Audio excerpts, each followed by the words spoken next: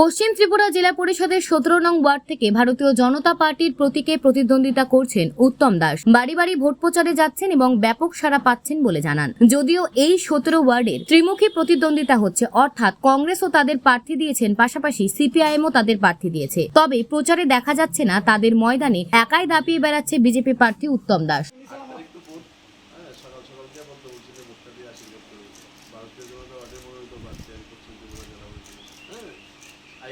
আশীর্বাদ করুন। হ্যাঁ, আমার নাম উত্তম দাস, আমি ভারতীয় জনতা পার্টির জেলা পরিষদ প্রার্থী। হ্যাঁ, भारत माता की जय, भारत माता की जय।